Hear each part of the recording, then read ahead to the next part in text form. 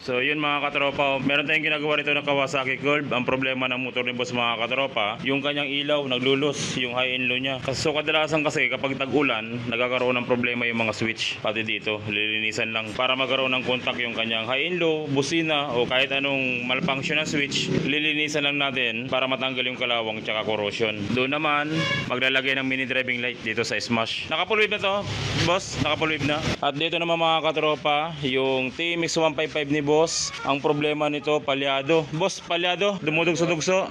Kapag tumatakbo daw yung motor ni boss, parang dumudugso, parang gustong tumirik. Gentle, i-rotate mo nga yung motor ni boss. Tignan mo nga kung palyado.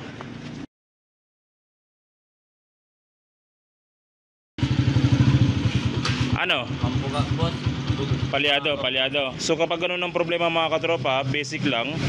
Po pwedeng mayroong sira doon sa sakit ng kanyang CDI or doon sa kanyang ignition coil. So hindi tayo magpapalit. Maaring corrosion doon sa mga sakit ng CDI, titignan natin kung corrosion na. Dito naman sa ignition coil, maaring corrosion or maaring maluwag na yung sakit ng ating ignition coil. Kaya ang gagawin natin, bubuksan natin itong upuan para makita natin yung sakit ng CDI at makita natin yung sakit ng ating ignition coil. Mga katropa, papalo naman ang ating Facebook page, Jad Allen Motorcycle Electrical Shop, Lingayen. Kung gusto nyo namang magpagawa sa akin ng personal sa pagwawiring, isearch nyo sa inyong Google Map ang Jad Allen Motorcycle Electrical Shop, Lingayen, Pangasinan.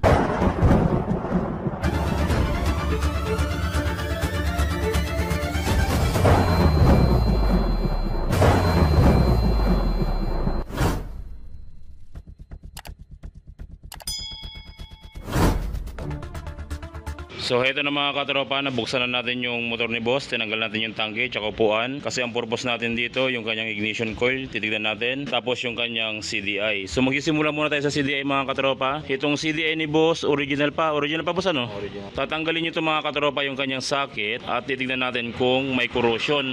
So kung mapapansin nyo, ayun o, nagkukulay green na yung yung socket ni boss, nagkakaroon na ng corrosion. So kapag ganyan mga katropa, minsan kapag malamig yung motor, maganda yung andar niya, pero pag uminit na at uminit na rin yung contact, nagkakaroon na ng palyado yung TMX 155. Yan yung minsan na nagiging issue ng mga TMX 155. Tapos dito naman sa kanyang socket, kung mapapansin nyo, yan o, di ba, nag-uumido na, nagkakaroon na ng corrosion.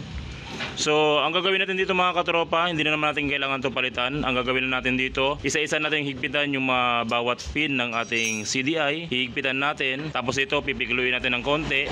Syempre kapag hinigpitan natin, kailangan linisan na rin natin yung bawat pin. Pwede nyong sundutin ng liha or kahit anong contact cleaner na pwede nyong panglinis. Kung wala kayong contact cleaner na panglinis, pwede nyo naman itong linisan gamit yung brake fluid. Kung mayroon kayong brake fluid, pwede na yon. So, ganyan yung gagawin natin mga katropa. Kung wala kayong contact cleaner, ang ginagawa namin brake fluid. Mainit kasi yung fluid kaya natatanggal din yung bawat kalawang. So lilinisan natin yan. Gentle, pikluin mo to ng lungnos para humigpit tapos ilagay mo na. Tapos dito naman mga katropa sa kanyang ignition coil ng TMX 155, i-check nyo rin yung bawat socket niya kasi minsan maluwag. Katulad dito mga katropa, ayan o. Maluwag. Siyempre kapag tumatakbo yung motor, natatagtag yung ating socket, doon nagkakaroon ng palyado. So i-check nyo rin yan kung maluwag. Katulad nito, sobrang luwag na. Tapos dito naman sa kabila, ganun din. Pero ito mahigpit na. So bukod sa maluwag o kaya mahigpit yung kanyang socket, i-check nyo rin yung kanyang contact. Yan, kung mapapansin nyo, yung contact corrosion na, kabilaan. Ang gagawin natin dito, hihigpitan natin to yung kanyang terminal, iipitin lang to ng lungnos o ng plies, tapos lilihain yung pin ng ating ignition coil para humigpit yung kanyang contact. At syempre kapag tumatakbo yung motor, kahit na matagtag, hindi gagalaw yung ating pin at hindi magpapalyado yung ating motor. So okay na mga katropa, nalinisan na natin yung terminal ng ignition coil ni boss. Mahigpit na rin, hinigpitan natin yung kanyang socket, nalinisan na rin natin yung kanyang CDI socket, pati yung pin ng CDI nalinisan na rin natin. So ganun lang mga katropa kung paano mag-check ng palyado, kung sakaling palyado yung TMX 155 nyo. Yun lang yung dalawang bagay na i-check nyo. Sa basic muna kayo magsimula para maiwasan yung gumastos. Linis CDI, tapos linis dun sa contact ng ating ignition coil. Mas maganda kung gumamit kayo ng ng imbudo na mayroong filter. Ayan, meron siyang screen para pag may mga dumi-dumi, masala nung ating screen, hindi papasok sa makina. Yan, nabibili ko lang sa Shopee yan, yung ganyang imbudo. I-rotate natin maro.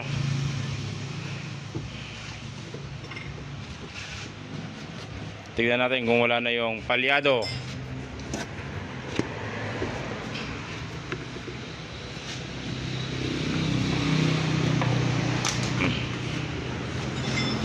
Tignan mo kung dumudugso pa.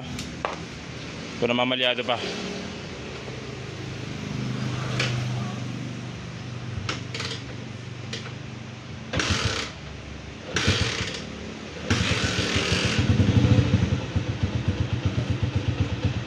Ay ka na boss. Ay ka, waro.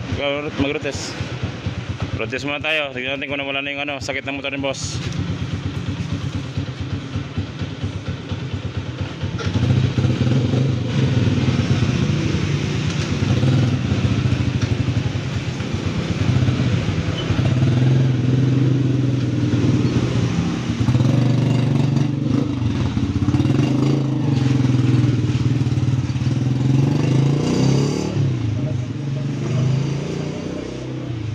Ayos.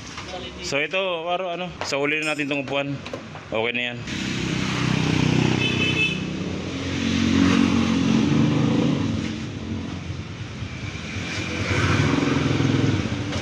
Boss, okay na?